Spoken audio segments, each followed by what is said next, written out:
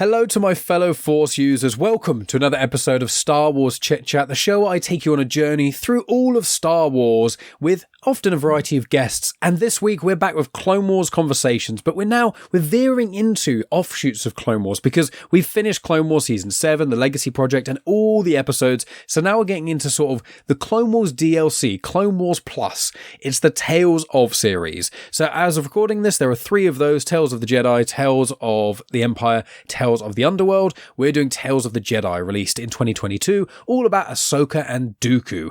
So we're going to go through these. We're going to talk about all of the characters within it, and mainly talk about like lore connections and how important it is for the Clone Wars. Do you need to watch these to appreciate the Clone Wars and content that comes after this? So Dave and Maff have seen, I believe, parts of Tales of the Underworld, and I think Dave might have seen Tales of the Empire. I've seen all Star Wars content that is out. I've read the vast majority of it as well, but we're not going to be spoiling a huge amount of things, and we're not going to be touching Bad Batch really, because neither of these guys have finished Bad Batch, but we will be tackling that in the future, just for a warning of what we will and won't be spoiling. But yes, so Tales of the Jedi, Dooku and Ahsoka.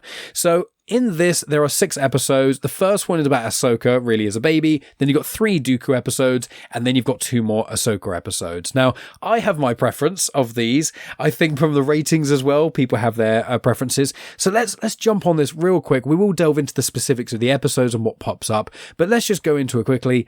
Dave, with these episodes, A, did you generally enjoy them? And B, do you think the Dooku ones are better or the Ahsoka ones are better, and why? So the first one, I have been through this, and actually I still find the naming of it weird. I always think back when I was growing up, there was this show called Tales of the Unexpected, and it always had a very distinctive, Maff's doing it, like the dancing lady at the end when you have the theme tune. So when I think of Tales of the Jedi, I think Tales of the Unexpected. Hands down, Dooku episodes are so much better. I mean, it's not even a contest. And weirdly, again, it's one of those where my memory plays tricks on me, because when we were going through the Clone Wars, I had a bias that, once you get past about season 4, the seasons just get better and better. And then it was just listening back to the episodes, it was like, oh yeah, there's quite a lot of highs and lows. There's definitely a recency bias. The last few episodes of Clone Wars absolutely hit it out of the park.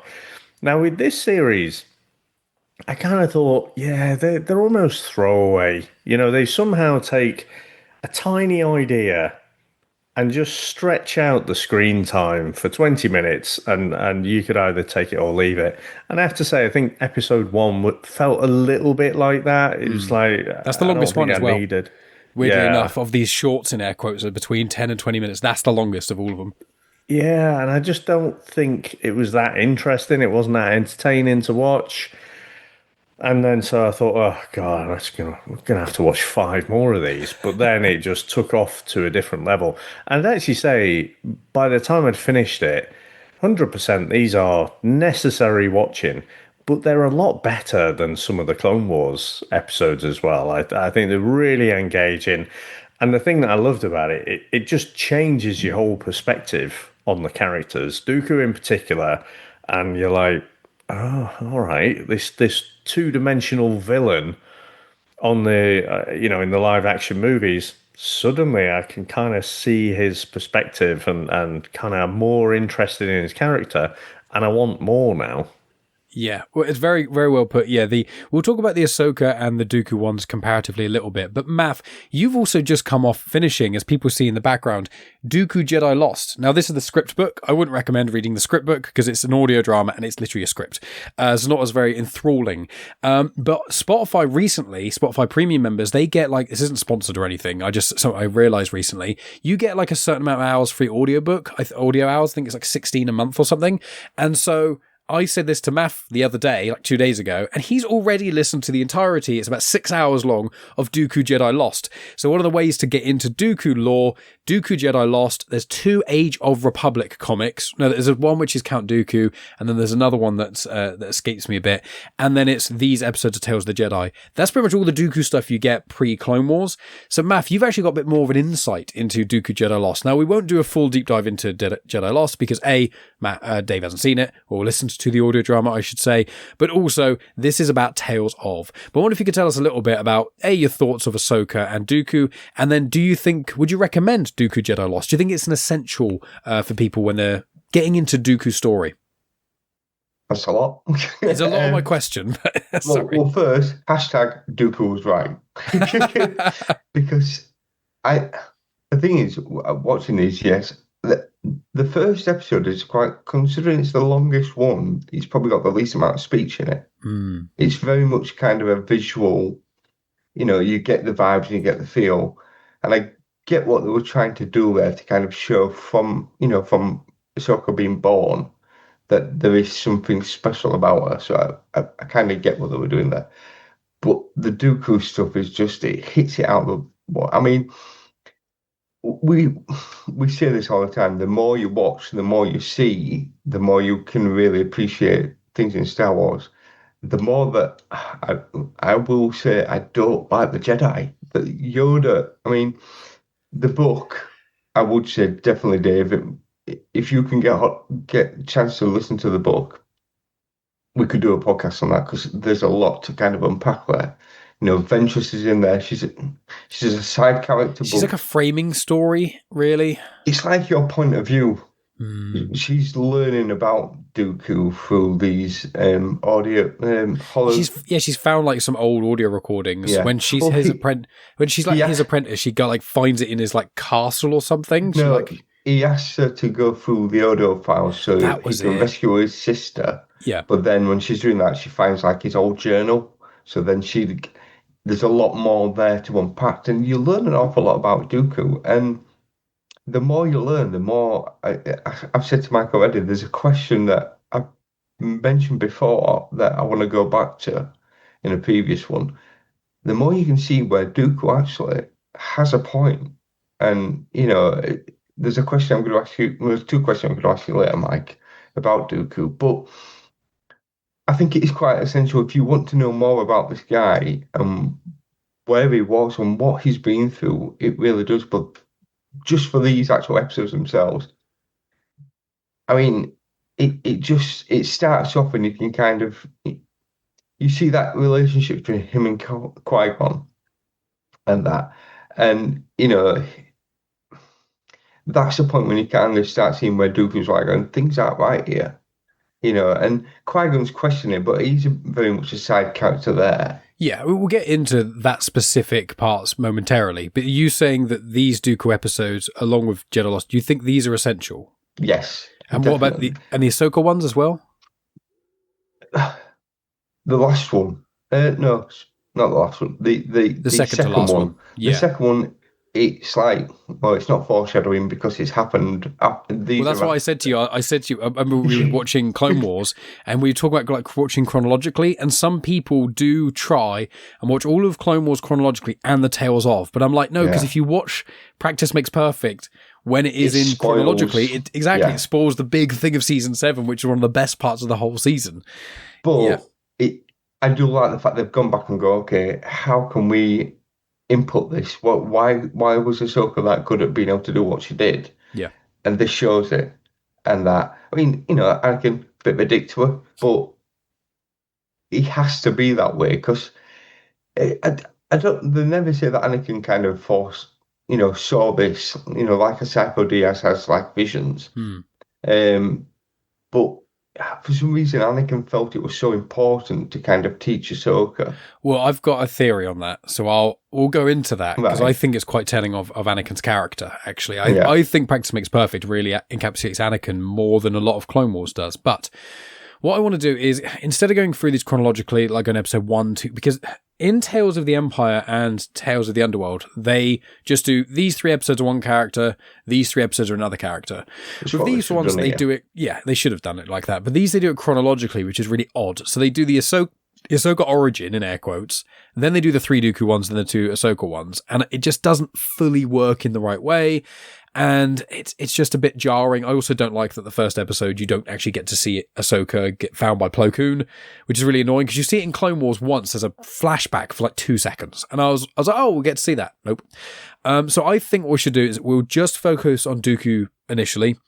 And then with the time we have left, we'll then talk about Ahsoka, because the Ahsoka stuff is three things that happen in the Ahsoka stuff, whereas the Dooku stuff, there's so much more to it. So what I'll very quickly do is I'll do what I've been doing recently. I'll very quickly, briefly overview each of these episodes, and then I'll ask you guys about them, wherever we want to kind of talk about them, and we can talk about them however we want, because then it means none of us are talking about the whole story every time we're trying to explain what we're doing. So, briefly, episode 2, Justice. You've got young Qui-Gon and Dooku, and they're trying to rescue the Senator's son who's been abducted. They go to this planet, and it turns out that the Senator has essentially been destroying this village, this area, his own planet, for his own material gains, and Dooku doesn't like that very much. And there's a bit of dark-sidey stuff there, which I love. Episode 3, Choices, is Dooku and our favourite person, Mace Windu, which is the funny thing, which I think when you watch all the movies, you go, Mace Windu's my favourite, Dooku sucks. And then you watch a lot of the Clone Wars and you go, oh wait, I think it's the other way around. So we'll get into that. But Dooku and Mace go on a mission. They're basically there just to pick up Jedi Catri's body, who's been mysteriously killed. Mace is like, nope, we just need to pick her up and leave. Dooku's like, nope, we need to find out why someone killed a Jedi. And it turns out there's some guards who are basically working to try and make their own planet found on the Senate floor again, because their own senator, corruption, has basically meant their entire planet is being left in the darkness because corruption is destroying everything again. Common theme. And then episode 4, the crescendo, the Sith Lord, is where Dooku goes into the archives. He removes Camino from the archives, proving Jocasta is completely wrong. He uses Sifo Dyas's details to kind of log in and remove that. And then Yaddle kind of sees him, follows him, and watches him meet up with Sidious. And then she confronts him, and then they fight. So those are the 3 overviews of the Tales of from Dooku side. So I've got some lore dumping as well about Qui-Gon and Dooku and their ages and stuff, but I'll take a breather from that and I'll bring that in a little bit. But I'll come to you first, Dave, because I know Maff's got a lot more context with Jedi Lost. But did you have a favourite of these 3? Is there a part that you really want to specifically tackle? Do you want to start from the start? Floor is yours, Dave. What do you want to talk about with these 3 Dooku episodes? So I think I'm glad they kept the 3 together, whereas, again, weird choice to put that one about Ahsoka, because, like you say, it was the longest episode, but it, like, you could sum it up in a couple of sentences. You know, baby Ahsoka basically shows innate being in tune with the Force and whatever. That's it. That's the story. Whereas this, I mean, I love how it takes. I mean, you get to see Qui-Gon, you know, from a young Padawan, and so more through him, you can see the passage of time, you know, between the episodes. And I like how it shows that basically the Republic is, you know, not this fantastic thing, and the Jedi are not this, you know, they're not what Obi-Wan talked about in 1977, you know, about how this great Jedi were overthrown and everything. They did have problems there, and you could empathize. And when Dooku, you mentioned about some of the dark side stuff, when he starts to choke the senator, you know, you kind of want him to choke him a bit. You know, you're like, yeah, fucking have that, sunshine. And then so Qui-Gon does, I mean, he's sort of a side character, but he's also pivotal as well, because he does stop the senator from being killed and, you know, keeps Dooku in the Jedi Order for probably a little bit longer. But I just love the whole emotional arc of it, because you start off there and then you go through. I mean, Mace Windu, do I need to say again that he's a complete dick? You know, he's played, you know, like this teacher's pet, isn't he? You know, and just playing by the rules, whereas Dooku's the one sort of doing, quote unquote, the right thing. But he gets held back because he's a bit of a troublemaker. The Jedi like you to stay in the line, stay in your lane kind of thing. Mace Windu is a yes man, so he gets promoted to the Jedi Council, which would mean, again, Dooku will get quite disillusioned. And then he goes full Sith at the end. He'd obviously been tapped up by Palpatine, and who again is... I'm going to try and stay in the Star Wars world and not the real world, but you can see how Palpatine is putting a good case together as to why this is a good thing. And so when he kills, is it Yaddle or whatever her name is? So then he's gone full Sith, hasn't he? Once you murder someone, you stop. Well, I don't know. You don't necessarily stop being an anti-hero. But I think these three episodes definitely portray him more like an anti-hero rather than a two-dimensional mustache twirling villain. What do you think about that, Matt? I'm going to try and be careful not to spoil the book, but there's a lot of similarities with Dooku's past through especially the first episode, a bit where he's like looking around and thinking, why are we not taking action? Why are we not doing more? Why are we not kind of, they're meant to be peacekeepers, but yeah, you're all right to be a peacekeeper if we say so for this faction, but not for, and that's where, as I say that Dooku kind of was right. I don't think, from bits that I've read as well, I think Dooku's plan was always going to be kind of go alongside with Sidious and that, and at some point take him out so then he can take control. Because a question I was going to ask, I'm going to wait till later, but Dooku's eyes never go yellow. He's he's the only Darksider in the whole of Star Wars, I think, whose eyes never change. Kylo Ren's do in the comics when he changes his lightsaber crystal, but as of recording this, we've never seen Dooku's eyes go yellow. So that makes me wonder, was Dooku maybe the balance? He was trying to kind of play both sides, because I just feel that he's looking around and it's like, we've got all this power to do stuff. We need to help these people out. Especially when they go and they see the farmers and like the young son's being kidnapped, but he's been well looked after to a certain degree. And they've made him realise, hang on a second, things aren't going right. Your dad just don't give a shit. Mm-hmm. Now I think that's what flips Dooku, because it mirrors his backstory of this is really awkward to try and dance around without kind of saying. Welcome to my life. Yeah. Yeah. I didn't realise it would be so, problematic actually listening to the book now. Again, it mirrors so much to Dooku, and I think that's why it really kind of hits him. And he's like, when he then, the tanks roll up and he's like, he steps in front, he's like, no, we haven't finished. And he's very much of, look, we need to find out exactly what's gone on and what we can do to help all these people. We can't be just because you've got the most money and you've got the power. They're there to serve the people. That's the thing with Dooku. He's got that humane side to him, and that he doesn't want to take life if he can help it. And that even the adult bit, you see that kind of, he does kind of tell her he doesn't want to do this. And that he's restraining and trying to hold back until the point when he has to fight. When even that bit when the door comes down and you think, oh, God, that's a brutal way to go. And then you have that kind of final moment and you think, oh no, she's back. She's in it. No. That was weird, wasn't it? Just like she came back for that heroic, and you had the music and everything, the swelling music. And then it's like, oh God, knackered. Dink, you're dead.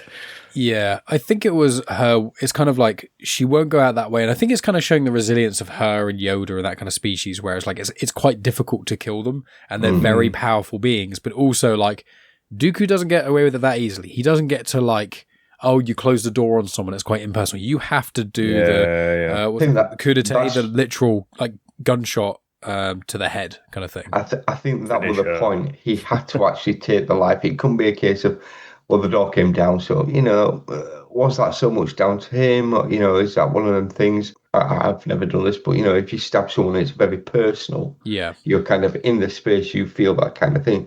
Him actually kind of executing her, basically. That's that kind of, that final test that Palpatine's kind of given him to go, right, now you're across to the dark side.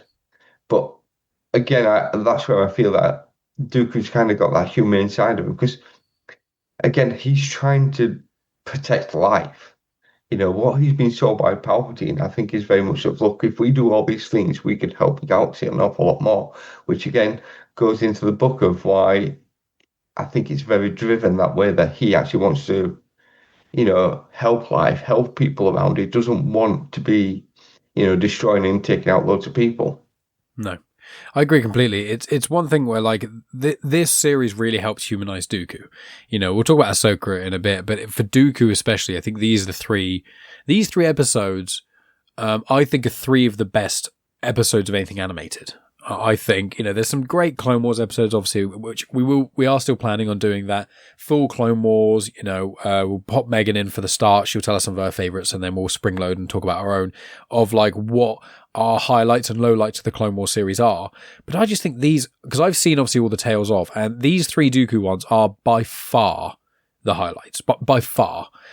Which is quite frustrating because I've been excited for Empire and Underworld, but they don't quite fully land. There's no 3 episodes that are consistently great. They're a lot more like the Ahsoka ones where they're like quite uneven. But it's just, they're so well done, and they feel like, as you say, like it's quite hard to make a sympathetic villain, but it's because of all the things. You don't need to know everything that happens in the book, but a lot of it is about Sifo Dyas and like his close connection with him, and how the Jedi Order literally just abandoned Sifo Dyas basically, because he's having all these Force visions that kept coming true, and the Council like, don't really care about those. And so it comes in with, there's a line that Dooku says here, which I believe it's either the last one. Yeah, it's the last one, because in the Sith Lord, you see him interact with Qui-Gon, and then it's just when Phantom Menace is happening. So Phantom Menace is just happening. Qui-Gon's just said there's a Sith Lord. The Jedi Council don't really believe him. And then he gets killed by a Sith Lord. And they go, oh yeah, probably should have taken that a bit more seriously. And he's like, guys, what, and in that, he says a line which is about imagination. And he says that, when I think Jocasta Nu says that the librarian, the archivist, who obviously I don't like because she has my least favourite line in Attack of the Clones, if they're not in the things, they do not exist. It's like, fuck off, you're wrong. But with that, when she says, his imagination, Qui-Gon's imagination, thinking about the Sith Lords, and I think that interaction encapsulates perfectly the whole hubris of the Jedi Order. Where it is literally like, oh, something really bad is happening, get you. Don't be silly, dear. You're just, your imagination's running wild. We've got everything under control. And then everything goes bad, and they go, yeah, that was our bad. You see, that's a problem with the Jedi, though. It's like, exactly. Briefly in the book, there is a part where I think Dooku's talking with Yoda, and Yoda's like, oh, you've got some really bad, mental problems kind of thing. And it's like, how to deal with them? Push them really deep down and forget about them. Okay, so we're not going to talk and discuss and kind of work things out. No, just push them down, get rid of them, and we'll not do that. That's your problem. That, this whole emotional detachment is the Jedi's problem, because they can't then look at things and go, actually, no, that's not right. But, you need a bit of common sense to be able to deal with certain things, and that's the thing. I mean, when Dooku goes to Palpatine, it's like, oh, why did he kill him? Why did he have to kill him? Yeah, why did Maul kill Qui-Gon? He's seriously annoyed the fact that Palpatine's just gone and killed his Padawan, and that, and Palpatine's like, don't care. Well, they're tools, aren't they?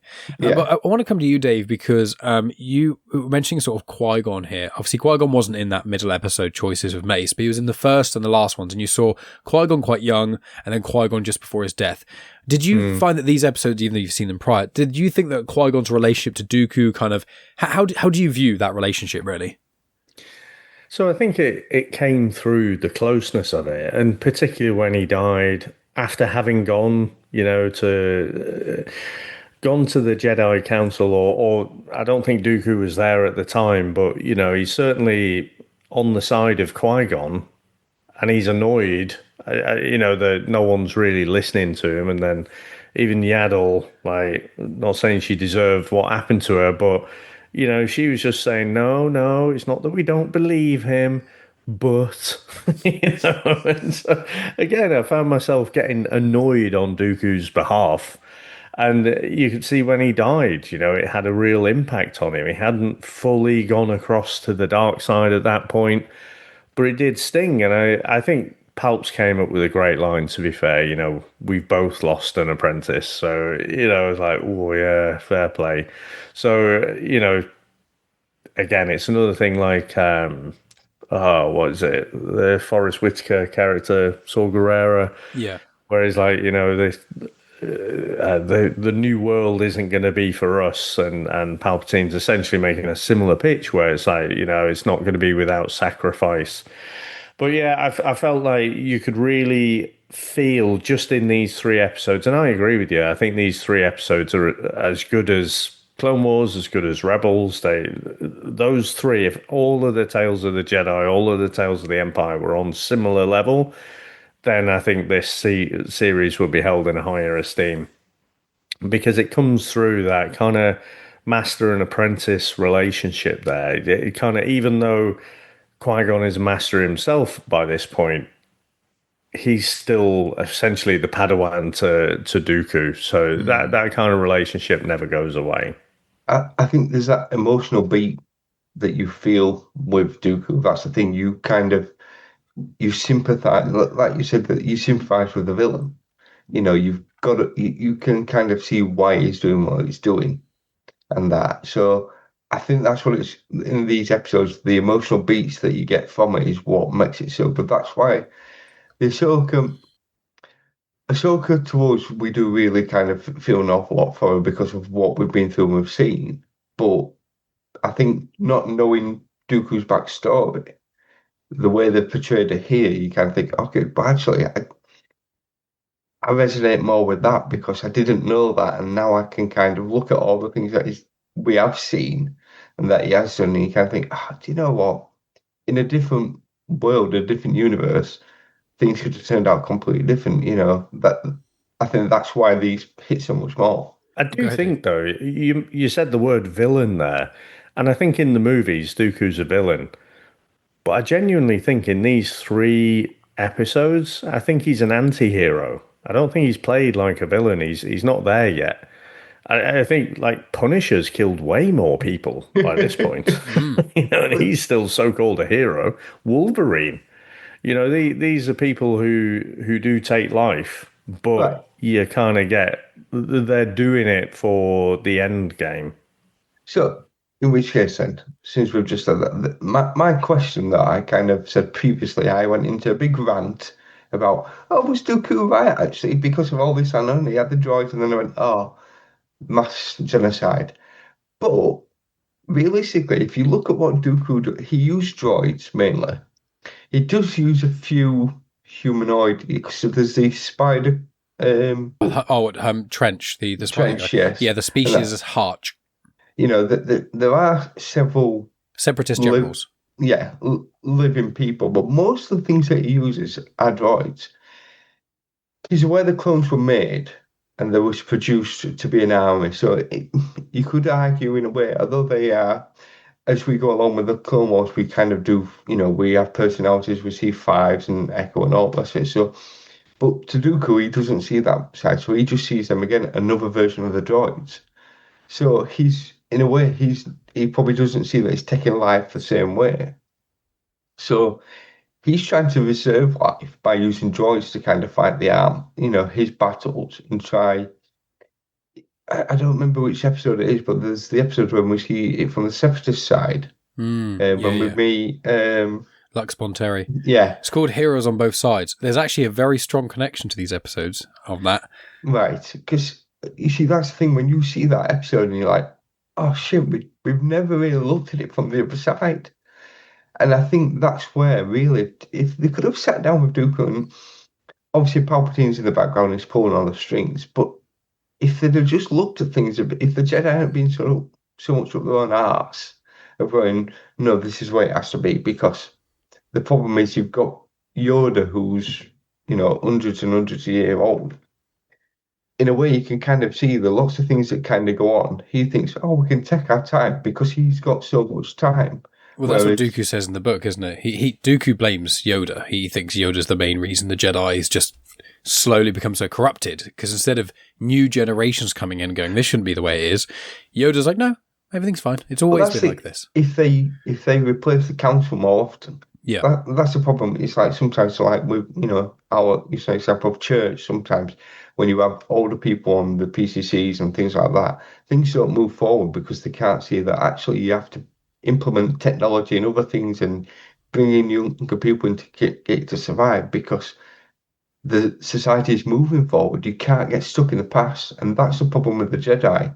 You've got so many people who've been on the council for hundreds of years, maybe. Oh yeah, you've got Yarael Poof, who is like by the Phantom Menace, he's like 250 or 300 years old or something like that. You've got Oppo Rancisis and Yarael Poof are alive during the High Republic, which is 200 years before the Phantom Menace, and they're on the council or masters at that time. So you're thinking like you've got those two. You've got Mace, who I think is like I think he's about 60 odd by the time of the Revenge of the Sith. So I think he's been on the council at that point about 15 years or so, maybe 25 years. So you're thinking when you start looking at these things, you go, the council hasn't, apart from like the odd member who dies here and there, you've got 3 or 4 members who are almost been there for like a century or two. And it falls apart. But I know you're asking the question, Maff. Are you asking us, do we think Dooku's actually evil, or like the morality of the Clone Wars? I've got a wrench to throw into it, which I think will screw up your question a little bit. Okay, I'll let you say the question first. But do you think Dooku was right? Do you think that maybe actually his way of moving forward was actually a better way of moving forward than what the Jedi did? I will quickly say, I'll give it to Dave before I give a full answer, but I will say the only caveat, although I understand the droid army argument that we made prior, the only kind of caveat is that Dooku did technically make the clone army. Sifo Dyas commissioned it, and he was the one who went above the council's heads to get it going and funding it and stuff. But Dooku was the one who, did all the next steps. He's the one who killed Sifo Dyas, got Jango Fett involved. So the morality of Dooku only using droids, it works to some degree, but he was also the one pushing the clones. So it unbalances a little bit. But I just want to throw that in there. Dave, what do you think about you're our most politically astute member of this trio. So how do you feel the morality of Dooku is? If it was almost in real world terms, or this, like with all that you know? I mean, usually in wars and things, there are shitbags on every side, so no one's hands are clean ever. But I do tend to think, maybe it was coming from that episode you talked about with the Separatists. For me, when I think about the not Dooku and Palpatine, who are just ultimately manipulating, well, more so Palpatine, just manipulating this political movement to get absolute power. But if I consider one of those separatist worlds, I mean, if you think about the likes of Vietnam, Korea before that, so straight after the Second World War, you had all these countries who, the West were worried about them becoming communist, but actually they just wanted their own nationality back. They didn't want to be a colony anymore. So Vietnam, they kicked out the French, and then the Americans were worried that they were going to turn to Russia, and so jumped in for that reason. But they didn't particularly want to become communist. They just wanted their own freedom. They wanted self-governance and everything. And so when I think about the separatist planets, that's kind of where my mind goes into a post Second World War colony just wanting their own governance. So yeah, I don't know. I couldn't say whether Dooku was right and whether that path would have been better. Probably just. I mean, the sequels have shown us it doesn't matter which way you go; it's all fucked. Well, I think the sequels show that the complacency with the New Republic, and they had the exact same faults as the Jedi. They go, "Oh yeah, no, we've beat the bad guys now." And there's some books, which I'm sure in the future, if we continue doing this forever, there's a book called Bloodline which goes into that, and it really shows like the birthing of the First Order, and Leia recognizing it, and she starting the Resistance, and the New Republic going.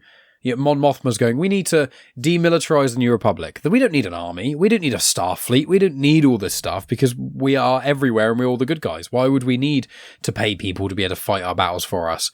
And then Leia and a few others are like, because we've lived through wars, Mon. You remember them.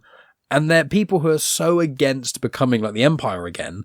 They go to the opposite end of bureaucracy complacency, and then they allow the rise of the First Order because no one wants to fight. And that's obviously we'll get into that when we get there to the sequels and etc. That's a whole thing about World War II. Neville Chamberlain, our Prime Minister at the time, was so against getting into conflict with Germany when it was clear Hitler was like breaching the treaties and invading countries. He was like, no, he said he wouldn't be bad. Okay, he's not. He's not going to do all these things. He's just being a bit bad. Oh, it's your imagination again, Qui-Gon. There is those things, and then we had to have a Churchill come and go. No, let's fucking stop this fascism. So I understand those. There's a lot of social commentary in Star Wars. It's inherently political, but with me with Dooku, I think there is no right or wrong. There's no overt correct path or wrong path in Star Wars, and I think there's a lot more moral grey coming out of it. But I think that, Qui-Gon is very much, everyone loves Qui-Gon. Everyone admires Qui-Gon. But he's a student of Dooku. The way he thinks is that he thinks the way that Dooku taught him. He just tweaks it a bit, Whereas Obi-Wan is very much counter to Qui-Gon. Obi-Wan really doesn't like to rebel. He goes against his master, whereas Qui-Gon learnt a bit from him in that respect. And again, Dooku Jedi Lost tackles it a bit, but Master and Apprentice is a really interesting book about a young Obi-Wan, a few years before Phantom Menace, and you get flashbacks with Qui-Gon and Dooku. And you get 3 or 4 of them, and it's got Qui-Gon interacting with Rael Averross, which was Dooku's first apprentice. And you see how Rael and Qui-Gon both are loose with the Jedi Council's rules, but in different ways. And so I think with Dooku, I think he was correct at the start. But I think what happens, and this is what happens with, it's what happened with Germany, it's what happens with pretty much all eras of fascism, and really extreme communism as well, is what happens is, I hate using this term because it's been taken over by the right to stop anything progressive, but it's like the slippery slope. And it's that what Dooku did, unfortunately, is as soon as Dooku was like, I can justify killing this person because I know that in the future they're going to do something wrong or they disagree with my political view. Minority Report. Yeah, exactly. The moment you start that line, you then keep making bigger and bigger and bigger and bigger excuses as to justify, the ends justify the means. And that's what happens in Dark Disciple we saw, which obviously is Dooku right at the opposite end of his journey. That's when he is genuinely committing genocide to defeat the Republic. And that's when the power takes him over a bit. But that's really what Anakin is. Anakin is actually, he's a good guy, but he is always the ends justify the means. And by little notches here and there, he uses the dark side to get his way and no one really notices. And then when it comes to a pressure point, it's like, I've got nothing left except this guy who's offering me all these things. So I'm going to kill children to try and save my wife because the ends justify the means. So I think Dooku is almost a more interesting case study than Anakin. I just think that my biggest problem with Dooku in Star Wars is trying to find out what his backstory is in a cohesive way is so fucking difficult because I've been doing it for 10 years. I've released YouTube videos on it and stuff, talking about Dooku's timeline before Tales of came out. I did it listening to Dooku Jedi Lost. I read some of the comics and stuff that he's in and Master and Apprentice and stuff. And I'm still not 100%. These tales of make it a bit clearer of timeline. I said to you earlier on today, it's like, where is this in the timeline with what happens in Sith Lord? And that, and also because it's like he doesn't go on the council, but in the book, spoilers, in the book it says that he does go on the council. So it's like, I'm not sure what was actually canon. Did he actually end up on the council or not? He was, yeah. But the thing is so in Choices is around 50 years, it's 50 or 48 years before the Battle of Yavin, okay? So that is about 10 to 18 years before the Phantom Menace. So Choices is 10 to 20. Let's just round up for ease. Choices of Dooku and Mace Windu when Mace goes into the council is 10 to 20 years before the events of Sith Lord. I think also with Justice, the one with Qui-Gon and Dooku. So Qui-Gon was born 80 years before the Battle of Yavin. He became Dooku's Padawan 68 years before the Battle of Yavin. And then he was knighted and became a fully fledged Jedi 58 years before the Battle of Yavin. So there's a 10-year period where Qui-Gon was Dooku's apprentice. And that is about 10 years before Choices. So you've got Justice around 10 or so years later. You've got Justice. Then 10 years after that, you've got Choices. Then about 20 years after that, You've then got Sith Lord. So these take place over like 30 years, these 3 episodes. So although we can see the change of Dooku, it's over quite a long period of time of his mind being changed.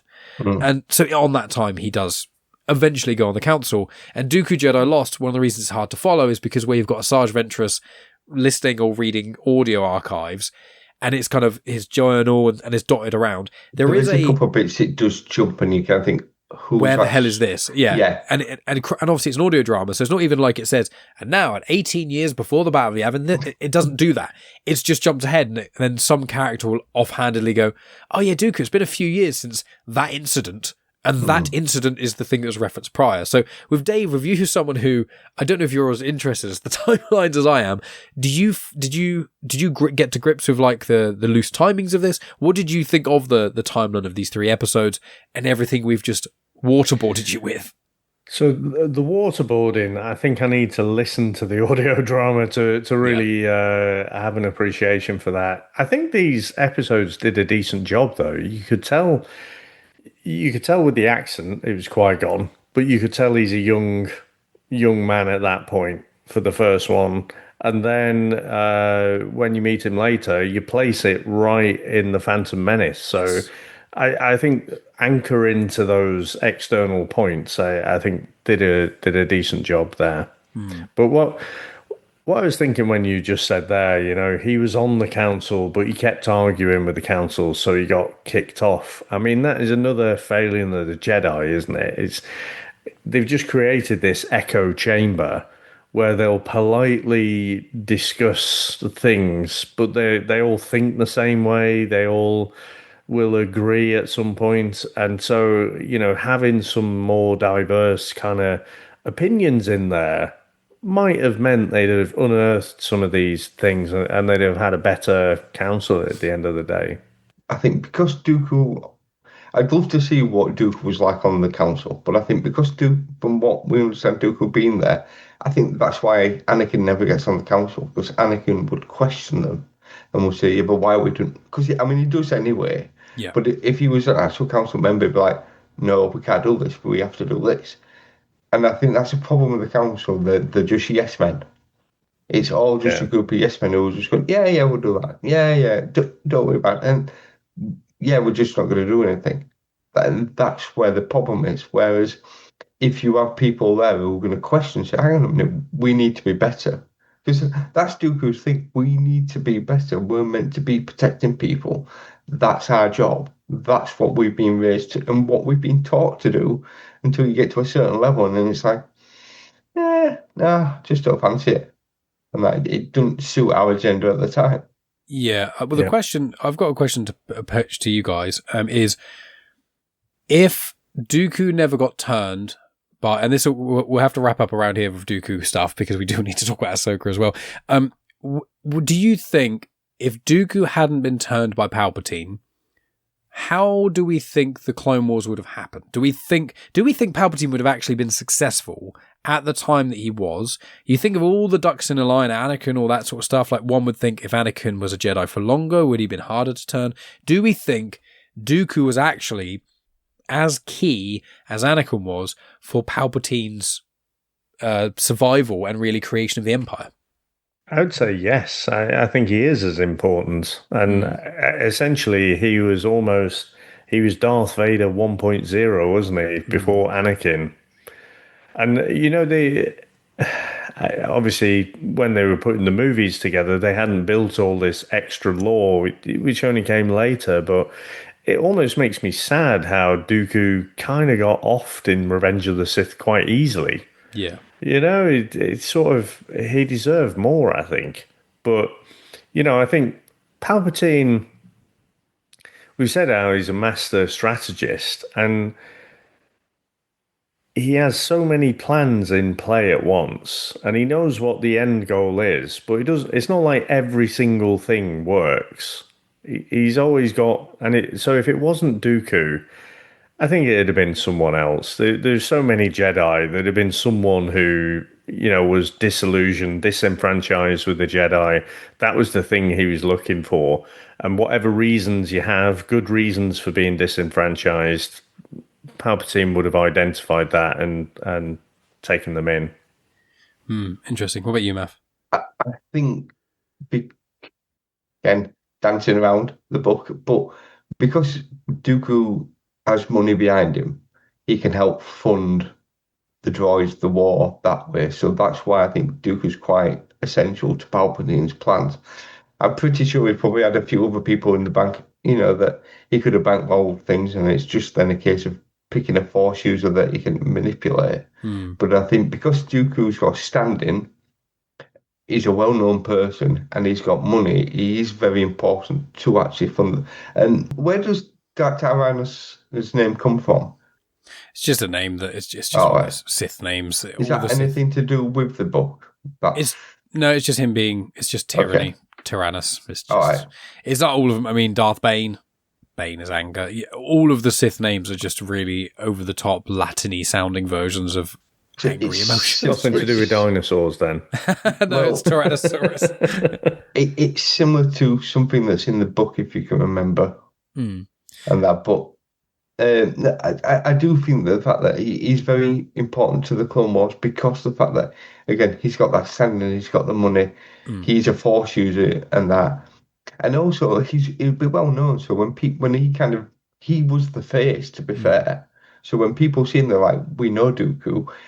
It's like, I don't know if they actually say what the distant planet that is Injustice, but if he was to go back there and see that young, the Senate's son, and it's like, I helped you come and join our side. He'd have a lot of sway there, and I'm sure throughout the galaxy, because he's done certain things, it's like, yeah, join our, we're going to make a better future than, look, the Jedi are doing things for you. Yeah. So I'll give the wrap up of a couple of lore dumps, then we'll have to move on to Ahsoka. I will say I've been trying to look up to work out about Dooku on the council, because there's some conflicting things about it, and it seems like Dooku was offered a seat in the council, but then he did seem to get the offer, but then he actually rejected it. But in Legends, it's also slightly different. So I think I might be getting myself confused. So I don't actually think Dooku was ever on the council, but I think he wanted it, then Mace got it, and then he was offered it, and then he rejected it. But it's so unclear. I think at the end of the book, what happens at the end of the book, I think that's where he gets offered to sit in the council. Yeah. And then what happens at the end of the book is maybe why he's not on the council. He kind of leaves, and it's so I think that's why I was getting confused, because I was like, I think he keeps almost gunning for the council, this promotion for ages. He keeps not getting it because he's always arguing with the council. Actually, no, he's offered. Yoda just say, "Come, you are welcome on the council." Yeah, but I think he doesn't take it at that point. Yeah, I think it's not dissimilar to the Ahsoka thing. I think it's Ahsoka gets kicked, almost basically sentenced to execution. Then she comes back and you go, that was your trial. And she's like, fuck off. And I think with Dooku, it's quite a lot like him constantly saying these issues are happening. They don't believe him. And then eventually they do. And he's like, it's too late, mate. So how much better would the council have been if we'd have had Ahsoka, Anakin, and Dooku on there? Oh, and Qui-Gon if he hadn't been killed. That would have been the golden age of the council. Yeah, 100%. So a couple of lore things is the voice of young Qui-Gon is Michael Richardson, which is Liam Neeson's oldest son, which is why he sounds so much like... Yeah, but Liam Neeson does voice him in The Sith Lord, which I think is quite nice. In episode 3, Choices, they go to the planet Raxus, which is where Dooku talks to the guard guy, Samaj, I think his name is. Raxus is what we see in Heroes on Both Sides. That's where Lux Bonteri is, because that is the headquarters of the Confederacy of Independent Systems Council. So the Senate, the equivalent of the Senate in the Separatists' place, that's on Raxus. So that planet they went to in Choices very much heavily connects to that Clone Wars episode, which I think was quite interesting. Yaddle, voiced by Bryce Dallas Howard. There's a whole thing online, why does Yaddle not talk like Yoda? It's just Yoda who talks like that. In the High Republic, Yaddle doesn't talk like that. Yaddle is in the High Republic, and she is fucking awesome in the High Republic. She is such a great character. I'm so glad we got more of her. It's sad to see her die. And she actually leaves the council. I don't know if you caught it, but in episode 4, in the Sith Lord, she says, I've left the council, Dooku. You were right. I've left the council. We need to do this together. And obviously, she gets killed. So anyone who falls out of line eventually gets wiped out. But as much as we've had fun talking about Dooku and things, we do need to talk about the Ahsoka episodes. Hey friends, that is the end of this episode, but make sure you subscribe and you can tune into the episode coming out in 2 weeks' time where we speak about the Ahsoka episodes of Tales of the Jedi, and I can confirm we've already recorded the episodes on Tales of the Empire and also Tales of the Underworld, and we also have plans for a Clone Wars roundup, as well as the rest of the movies that come up after Clone Wars before delving into the Bad Batch next year. So make sure you subscribe to Star Wars Chit-Chat, and also if you want to check out the audio-only feed as well, you can find that on any podcast app, or check out the numerous playlists and clips I've got on this channel. But friends, thank you so much for tuning in. Check out the description for all other details and guest spots we've been involved in. And of course, may the Force be with you.